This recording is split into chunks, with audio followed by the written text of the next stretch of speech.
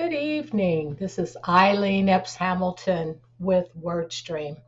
We'd like to welcome you to this week's edition of WordStream. If this is the first time you've visited us, we would like to welcome you. For those of you who are here for the live broadcast tonight, we thank you. For those who will be tuning in later, we thank you for also following us online. We are excited about the topic tonight. Please share with your friends if they're looking for us that they can find us on facebook.com, ITW Ministries online, or they can go to YouTube and input the topic that we will be discussing today. Again, we welcome you to WordStream, and this is the place where we examine 21st century issues real time from a biblical perspective. And tonight, our topic is plan, protect, and prepared. Plan, protect, and prepared. Throughout the session, if you would like to share your thoughts or questions on the topic, we ask that you would go to Facebook comments and enter them there. And we'd love for you to like us and to share our information with others tonight. Okay? Okay, when we talk about this whole topic of um, plan, protect, and prepare, the question in general for tonight is what are you doing to plan, protect, and prepare for long term care? And with that topic, we will be inviting attorney Marcella Gladney Lee to share some thoughts on that topic and what we can do differently. Before we get started, I'd like to share a few startling statistics on long-term healthcare. Annually, 8.3 million people receive service from 5 of the mainline home service cares. That includes nursing homes, hospice, residential care communities, and adult day services. And those are 2015 figures. In addition, when asked the question of who is providing the service to these individuals, most of those are provided by family and informal caregivers. And they're defined as individuals who are unpaid, such as family members, partners, friends, and neighbors who provide care. And I don't think there's any of us who don't know of individuals who are being cared for by that particular group. In 2015, 65.7 million individuals received care via friends and informal caregivers. And lastly, in discussing future issues around family long-term care, it is suggested that unless there are increases in savings that people do or changes in the current government assisted programs, that many retirees will not attain needed health and long-term care in the future.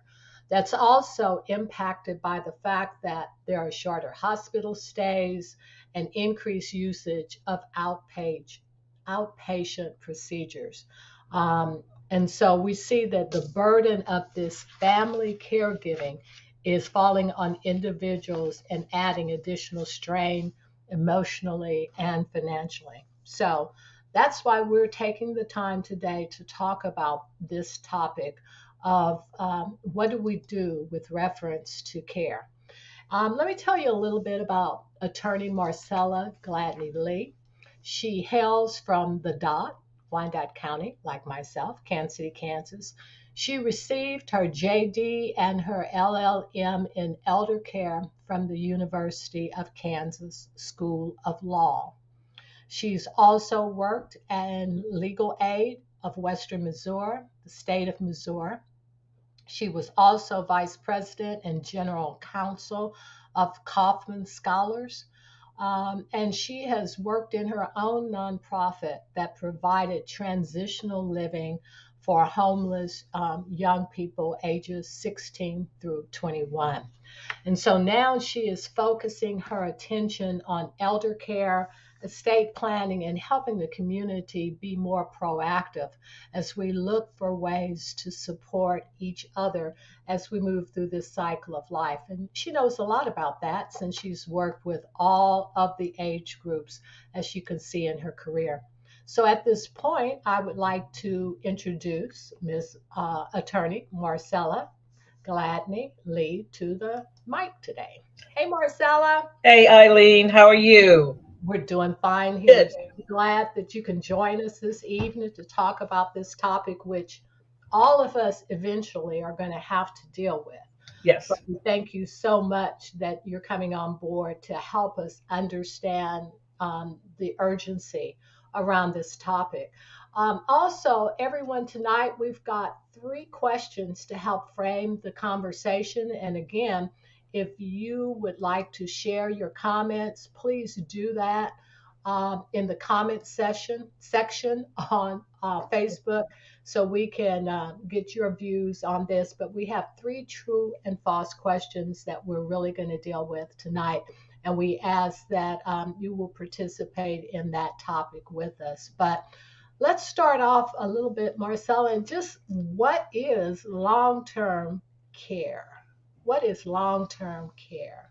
Okay. Well, when you think about long-term care, really is the simplest basic way to think about it is it's a variety of services and supports that will help you as an individual be able to continue to do your activities of daily life or ADLs.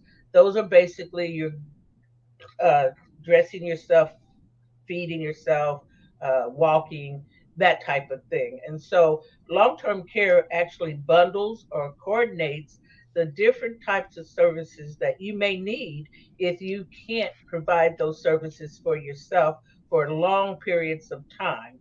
uh, Long-term care is very individualized, so no one person's plan is like the other person's plan. So the coordinated services are unique just for that person, and it helps them to maintain their independence as long as possible, helps them to age in place at home if that's what they want, and it also helps to maintain their quality of life. Okay, thank you. I think what we'll do now is we'll open up with the first question for tonight. And the question is this: true or false? I don't need long term care planning, I have other options. So let's see what we have here in the way of comments here. Comments, any comments or questions? I don't need any of the support there. You want to address that particular question? Yes. Um, Obviously, the answer to that is false. Everyone really needs to do some type of planning. And the two major buckets of planning is your estate planning, your long-term care. They work together. So why do you do long-term care? It's a plan that you set out that will set out the details of what's going to happen or what care do you need when you can't care for yourself. So it's kind of a guide to the different types of services that you might need. It also helps you learn about the services and the cost of your services in your community. What resources are available to you? What resources may you be eligible for to help provide the long term care that you might need? And then you're prepared. So you get to look at all of the options. And many times, if you don't start looking at it far enough in advance, then when you get to the point that you really need long term care, you're in a crisis situation, and many of the options may not be available to you at that point in time. Okay, all right. Our next question is this: true or false? Long term care planning is for old people. Oh, what is old? Okay.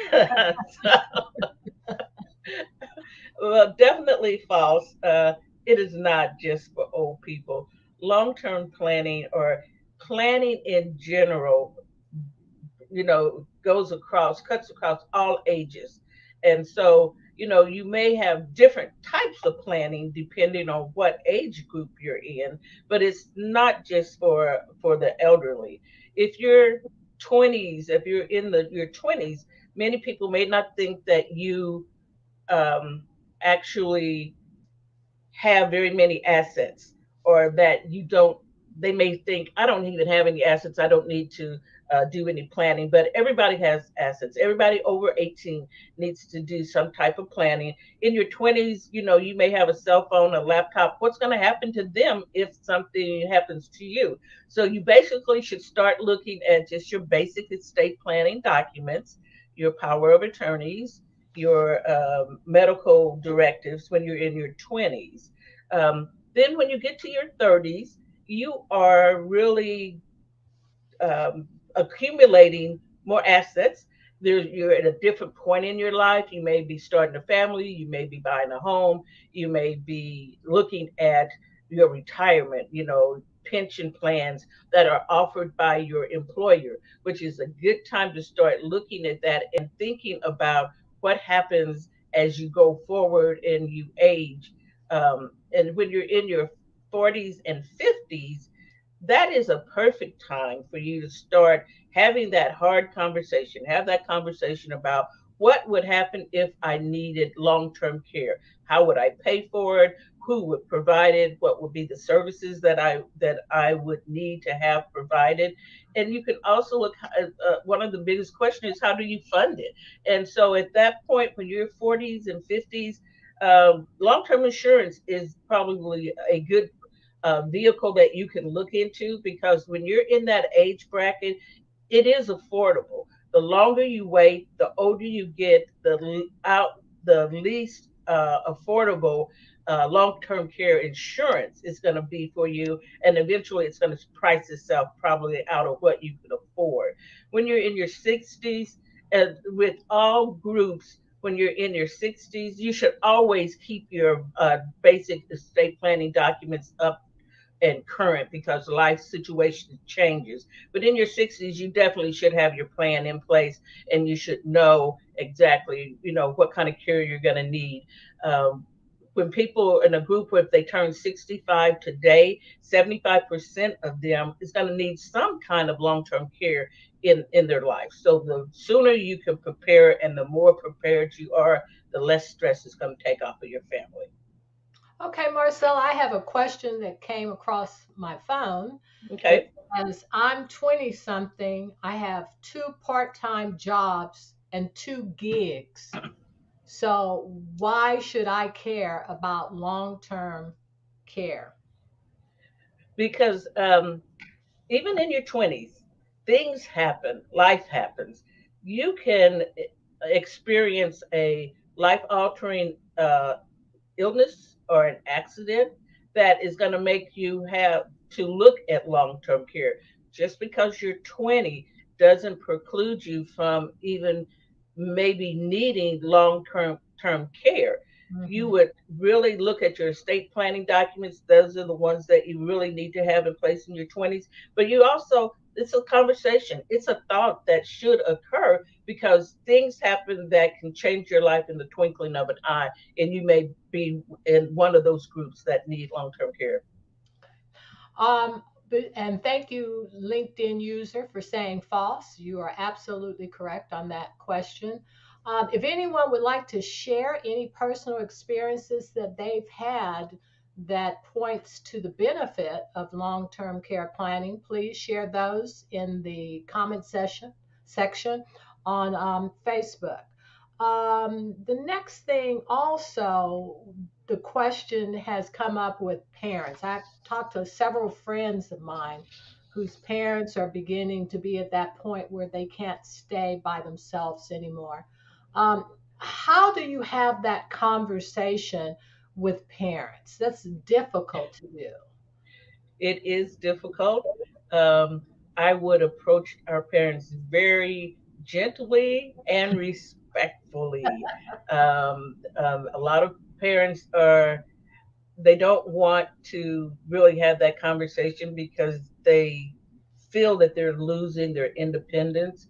And so to start the conversation, I would start it, a long time, many months before you actually want them to do something, because you can't just go in and say, okay, today we're going to do this, because they feel like you're telling them what to do. They have lost their decision making ability. They're Mhm. losing their independence. So you actually need to make sure that they understand the importance of long term care planning, what it might look like for them, and maybe even the steps that they might take, or what kind of documents, what they need, what kind of conversations they need to have first with the family, and then uh, I would also suggest with an experienced elder law attorney.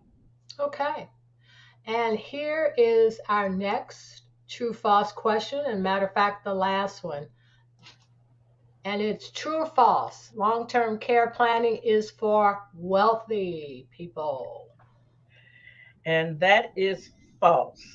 Everyone, regardless of your social economic bracket, can benefit from planning. It can go from 18 all the way up, and it knows no boundaries by wealth. There are different levels. As I said before, there may be different levels, there may be different plans. One plan might be more complex than the other depending on assets, but it is a universal topic that the more that you're planning, the better off you'll be in the long run, because you aren't faced with surprises if something happens or you really need long-term care, and then you're thrown into a crisis situation. So the earlier you can plan for that, the better off you are. Okay. All right. Thank you for that. If you would, I'd like to go back to something you mentioned earlier and help us with this question on private pay. Private pay. Can you spend a few minutes talking about private pay and what Mhm. that is, and how long term care can it be impacted by that? Okay. When you're looking at long-term care uh, needs, there are probably four major buckets of how do you fund long-term care. And that is with, maybe you have insurance, long-term care insurance. Maybe you have a pension or a retirement. Maybe you have stocks and bonds. That's your private pay. Maybe you have savings, or the largest provider of funding for long-term care is Medicaid. That's a whole separate discussion with many, many different rules on if you're eligible for that. So when you're looking at long-term care, and if you look at an average nursing home stay is $8,000 to $10,000 a month, and that's just kind of a very minimum, basic kind of nationwide average. And you start to think how long your private money would go to pay for that. If you're paying $8,000 to $10,000 a month, then you're going to quickly deplete Hmm. your savings, or your insurance is only going to pay so much, or you're going to have to cash in your stocks and your bonds. On an average, you would probably go through your private pay. If you're private paying, you would go through your resources in less than 2.5 years. Wow. Uh, and it's just that, there's just it's expensive. It's only going to get more expensive. And Yeah. so planning for that and knowing, okay, what pots are available to you, then helps relieve that stress on, if something were to happen, how would I pay for that? And that's the number one crisis question that I hear in my practice, is how do I pay for it? So Medicare, people will say, "Well, I have Medicare; they'll take care of me." Help me dispel that myth. Okay. Medicare will not pay for long term care needs. And so if you're going to be in a nursing home, now it will pay some, or it will pay for short term rehabilitation types of stays. And that might be at a skilled nursing home facility, but it's a very defined short term type of thing, and it's only for rehabilitation. Medicare does not pay for long term care needs. At that point in time, when you actually are now admitted to the skilled nursing facility or wherever, you're going to have to apply and be eligible for Medicaid, and that will cover long-term care needs if you are eligible and you meet all the eligibility requirements. So I imagine you don't want to be at the last minute worrying about am I eligible or not, or after I've exhausted all my funds. Do I have to sell my house usually? Um, that's that's debatable. Okay, the That touchy question. that's debatable. A house is considered an exempt asset, so Medicaid does consider that exempt. Um, but you also have to look at there's the Medicaid Recovery Act, and that says that if they pay for you to stay in a long-term care facility, and then you just if you pass and there's no one actually living in your house, or you haven't actually taken care of making it a non-exempt asset, they can come back and recover whatever They've paid. they've paid, Yeah. and that may or may not impact your house.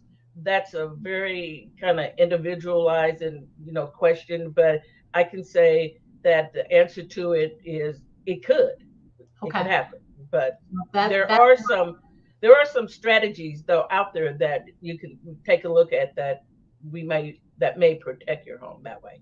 okay, and that's why you're doing this because of the need that you see in the community for this. Um, questions? Anyone have any comments out there or questions that you would have? Our LinkedIn user is just right on the question. She is marked false for the question so far, so she gets the golden apple.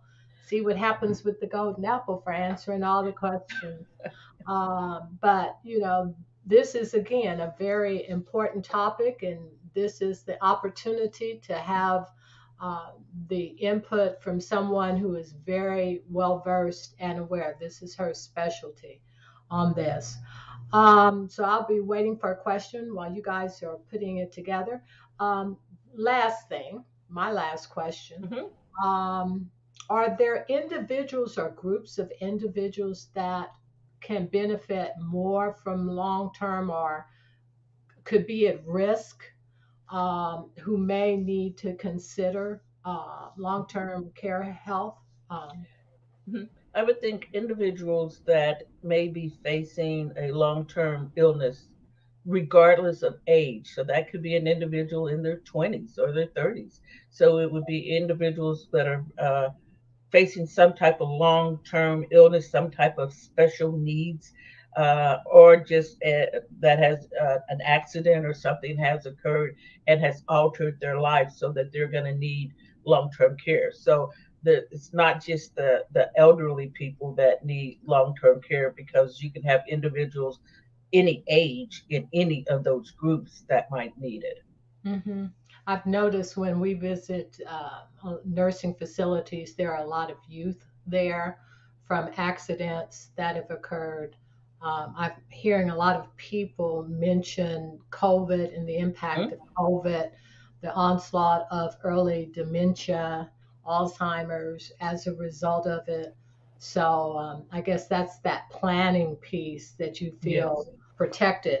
I think we used in the flyer the man with his head in the sand with the ostrich, um, thinking he's safe, but you just think of all that is exposed and up in the air. Right. That he's really not planning very well for that Right. kid. And it's a difficult subject to broach. It's a difficult subject to talk about, but it's just something that is so needed and necessary. Okay. Again, does anyone have anything that they would like to share as we wrap up here? This has been a great topic to talk about. And matter of fact, we're going to invite Marcella to come back and maybe spend some time talking about estate planning. So I'll know Glad what to do with my ant farm and my worm farm and my turtles that are in the back exactly. that need to be planned, protect, and prepared any of that particular piece. But Any final words or summary that you'd like to share with us, Mhm. Marcella, as we move out of here Mhm. tonight? I would just like for the audience or the people to just think about taking time today to prepare for tomorrow. It's very important and it's something that we all need to do. Okay. All right. And we have a comment here from Audrey Walker Dillard. Hi, Audrey. I enjoyed. Thanks for sharing. Thank you that you could Good. come online with us today. And if you did not get a chance to participate in the full overview tonight, you can see it on Facebook. You can go on YouTube and look under the title for tonight, which is Plan, Protect, and Prepare, and review it and share it with your friends and family because, again, this is something that we're going to have to deal with eventually. So we might as well get on top of it. If anyone, of course, would like to get in touch with Marcella, you can reach her at Lee Legal Solutions. The number is there, 816-462-5659. Or you can contact her at planning@leelegalsolutions.com. If you don't have a chance to get all that information, then just rewind it when you look at it on YouTube.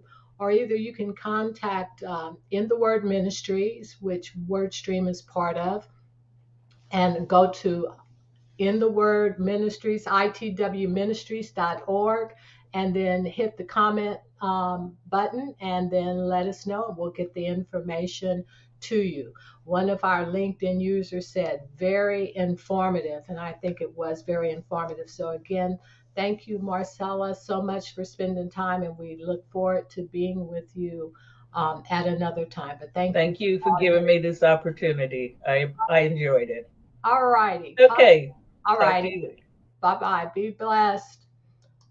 Okay. Again, we thank all of you who came online. It was a very informative topic, a very difficult topic, but it's a conversation that we definitely will have to have at one point or another point. So it's key that we do spend time discussing it. I would like to invite you. Let me clear this 1 second, and we'll get moving here. I would like to invite you to our next event that we'll be having on March the 8th. March the 8th, and we will have an extended time from 6:30 to 7:30, at which time we are going to bring on board Melinda Joy Mingo, who has just finished the book, The Colors of Culture, The Beauty of Diverse Friendships. And I know all of you who are of my age group remember the saying, can't we just get along? Rodney King said that in the early 70s in response to the violence that was taking place in the community between the police and individuals. And so the color of culture is about the heart of a genuine community. So she'll be coming to us from Colorado Springs. We can learn to see all human beings from God's perspective and value their experiences, even when we don't understand them. Even when we don't understand them. So, again, I thank you so much for spending time today. Please, again, share people with people what you heard tonight and tell them that they can see it on Facebook, YouTube. And we look so forward to seeing you on the next time we get together. Again, if you have any questions, just contact us and we'll get back with you as quickly as possible. Thank you so very much. And you just have a great day and be safe out there. Bye bye.